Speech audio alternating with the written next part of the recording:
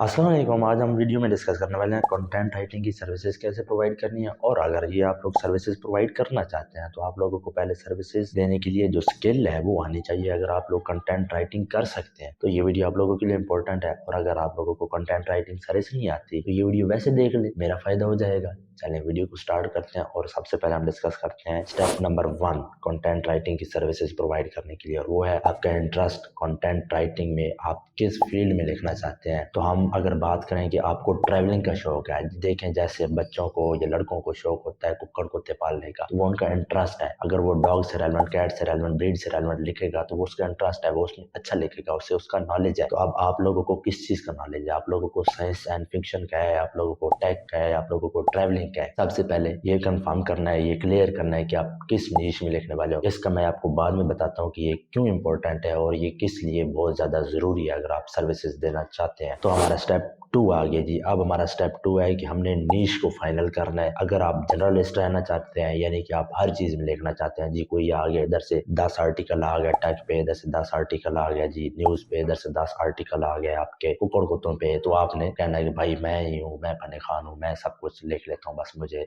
Order चाहिए। तो ये भी आप लोग कर सकते हैं क्योंकि जनरलिस्ट भी अपने आप में एक नीश है। लेकिन अगर आप हाई पेइंग क्लाइंट के साथ काम करना चाहते हैं तो आप लोग एक नीश में एक्सपर्ट हो जाएं, एक नीश की सर्विसेज स्टार्ट कर दें। उससे आपको जो आपने एक आर्टिकल $10 में लिखना है वहीं आपको एक आर्टिकल लिखने के $100 भी मिलेंगे, क्योंकि आप नीश एक्सपर्ट है। नीश आपने अपनी इंटरेस्ट जो मैंने स्टेप 1 बताया उसके रिलेटेड भी आप फाइनल कर सकते हैं। या अगर आपका जो बैकग्राउंड है, जो आपका एजुकेशनल बैकग्राउंड है, आप मेडिकल से हैं, आप लॉयर हैं, आपका फाइनेंस से बैकग्राउंड है, आपका डिजिटल मार्केटिंग से बैकग्राउंड है, अगर ये बैकग्राउंड होगा तो आप लोगों के लिए ये इंपॉर्टेंट है, क्योंकि इससे आप लोगों को 2 फायदे होने वाले हैं। ये मेरी उंगलियों से 4 हो गया है, लेकिन मैं 2 इस उंगलियों से और 2 इस उंगलियों से बताने वाला हूँ। आप इसको एक कंसिडर करें, इसको एक कंसिडर करें, मैंने अपना जवाब दे दी है। तो आप जी 2 फायदे कौन से हैं? 2 फायदे ये है कि एक तो आपको टेक्निकल नॉलेज होगा अपनी फील्ड का, एक आपको नॉलेज होगा सेल्स पर्सपेक्टिव से। वो कैसे कि अगर मेरी फील्ड है डिजिटल मार्केटिंग, तो मैंने अगर फेसबुक एड से रेलेवेंट आर्टिकल लिखना है, अगर मैं तो जाके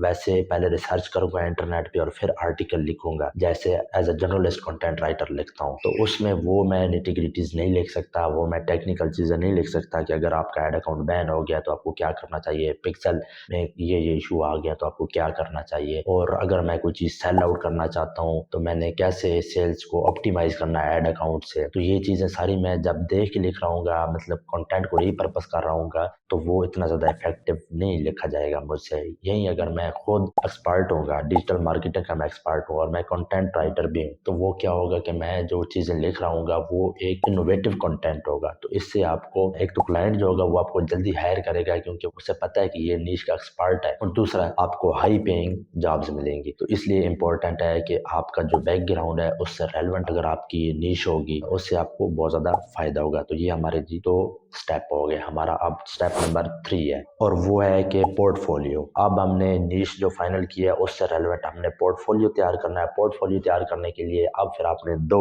चीजें रेडी करनी है, और वो 2 चीजें कौन सी हैं? एक है लिंक्डइन और दूसरी है जी वेबसाइट। लिंक्डइन प्रोफाइल आपकी बहुत हैवी किस्म की होनी चाहिए, मतलब धांसू किस्म की होनी चाहिए। उसमें आपका आपका जो मैं है ना, मैं वो शो होनी चाहिए कि हाँ मैं कंटेंट राइटर हूँ। ये आपकी प्रोफाइल में आपके कंटेंट से, आपकी कंटेंट मार्केटिंग से शो होनी चाहिए। और दूसरा आपने वेबसाइट सिंपल बना लेनी है। वेबसाइट में सिंपल क्या करना है कि आपने वर्डप्रेस की वेबसाइट पे टेम्पलेट पड़े होते हैं, टेम्पलेट आपने कॉपी पेस्ट करना है और वहीं आपने सिंपल अपनी इंफॉर्मेशन पुट कर देनी है। अपना लिटिल बिट इंट्रोडक्शन है, 4 से 5 लाइनों में वो बता देना है कि आप कौन है, आपका बैकग्राउंड क्या है। आपने जो नीश सेलेक्ट की है वो इसलिए सेलेक्ट किया है कि वो आपका एजुकेशनल बैकग्राउंड है। ये सारी चीजें जब आप लिखेंगे, 4 से 5 लाइनों का इंट्रोडक्शन लिखेंगे, फिर आप 3 से 4 प्रीवियस क्लाइंट जिनके साथ आपने काम किया है वो आप उनके रिव्यूज डाल सकते हैं। फिर आप जिन कंपनीज के साथ काम किया है उनके वो लोगोस वगैरह डाल सकते हैं, ताकि आपका एक सिंगल पेज वेबसाइट बन जाए और अच्छी लुक दे ले। ठीक है, ये सिंपल आपने काम लाजमी करना है। वर्डप्रेस की वेबसाइट बना के पोर्टफोलियो को लाजमी शो कराना है। आपने अगर काम किया हुआ है पहले पास्ट में तो ठीक है, अगर नहीं किया हुआ तो आपने क्या करना है कि सैंपल वर्क बना लेना है। उन सैंपल वर्क को आपने अपनी वेबसाइट पे पोस्ट कर देना है ब्लॉग के सेक्शन में। पोर्टफोलियो वेबसाइट पे ब्लॉग का सेक्शन जरूर होना चाहिए, जहां आपका जो कंटेंट है, आपकी नीश से रेलेवेंट कंटेंट है, वो वीकली आप एक पोस्ट कर दें, 15 दिन बाद एक पोस्ट कर दें, वो ज्यादा इंपॉर्टेंट है और इससे आप लोगों को क्लाइंट मिलेंगे। अब मैं बताता हूँ कि कैसे क्लाइंट मिलेंगे। क्लाइंट लाने के लिए अब हमें चौथा स्टेप फॉलो करना पड़ता है। अब हमारे पास नीश भी रेडी है, हमारे पास पोर्टफोलियो रेडी है, हम अब फुल हथियारों से लैस हैं। अब बताएं क्या करना है, बताएं। मैं अब रेडी हूँ, मतलब मैंने अपना अन्नी पा देनी है। तो अब जी हमारा स्टेप है, हमने कंटेंट राइटिंग की सर्विसेज देना स्टार्ट करनी है। अब सबसे पहले आप लोगों के जहन में आएगा अपवर्क। ना, अपवर्क में नहीं बताने वाला आज। अपवर्क नए बंदों के लिए नहीं है, थोड़ा मुश्किल है। अगर आप अपवर्क पे स्टार्ट करेंगे तो आप लोगों को काफ़ी टाइम लग जाएगा, कम्पिटिटिव मार्केट है और इन्वेस्टमेंट भी इसमें लग जाती है। कनेक्ट्स बहुत महंगे हो गए हैं, 8 कनेक्ट्स में आपको एक बिड करनी पड़ती है और कनेक्ट्स परचेज करने में ही आपकी दुनिया ख़त्म हो जाती है। तो इसलिए मैं आपको ऐसे कंटेंट राइटिंग के प्लेटफॉर्म बताऊंगा जिनको आप लोग साइन अप करके अपनी जो कंटेंट राइटिंग की सर्विसेज ऑफर कर सकते हैं। आप लोगों के पास क्योंकि अब पोर्टफोलियो रेडी हो चुका है, आप उन लोगों को अपनी सर्विसेज ऑफर करने के लिए उनको प्रपोजल भेज सकते हैं। उनको अब प्रपोजल भेजने से मुराद ये नहीं है कि जिस तरह अपवर्क पे प्रपोजल भेजे जाते हैं उनको ऑफर कर सकते हैं। तो जी आप सुने कौन सी वो 4 वेबसाइट हैं। सबसे पहले हमारे पास आ गई जी कंटेंटली। अब दूसरे नंबर पे हमारे पास आ गई एन डैश। तीसरे नंबर पे हमारे पास आ गई स्काईवर्ड। चौथे नंबर पे हमारे पास आ गई क्लियर वॉइस। तो ये 4 वो वेबसाइट हैं जिन पे सिंपली आपने साइन अप करना है और आप अपनी कंटेंट राइटिंग की सर्विसेज देना स्टार्ट कर सकते हैं। क्योंकि अब आप लोगों के पास कोई ऐसी चीज़ नहीं है कि जो आप लोगों को रोके और आप लोग सर्विसेज ना दे सकें। तो ये 4 वेबसाइट आपने ज़रूर इनको डिस्कवर करना है और उम्मीद है कि आप लोगों को विद इन वीक अच्छे जो क्लाइंट है, हाई पेइंग क्लाइंट है, वो मिल सकते हैं। अभी इधर वीडियो ख़त्म नहीं हुई, आपने रुकना है। अभी मैं आपको इससे बड़ी चीज़ बताने वाला हूँ।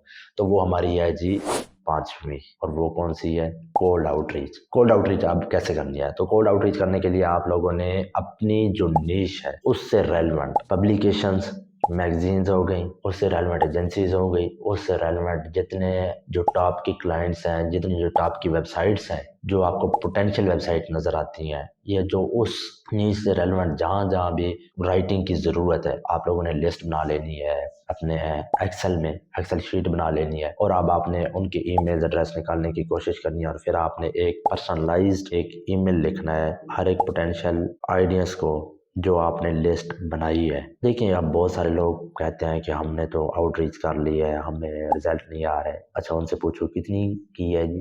वो कहते हैं मतलब हमने कर लिया है, कोई थर्सडे को एक की थी और एक संडे को की है और 4 परसों की है।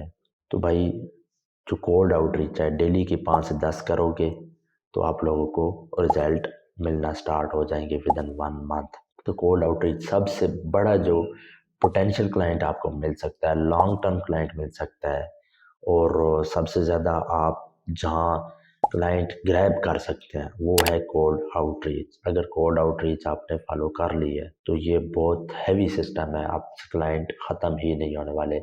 आपको कंटेंट राइटिंग की एजेंसी बनानी पड़ सकती है, आपको कंटेंट राइटिंग के लिए आगे 50-60 बंदे हायर करने पड़ सकते हैं। अब आप लोग कहेंगे कि भाई ये सारी चीज़ें बता रहे हो तो खुद क्या की है?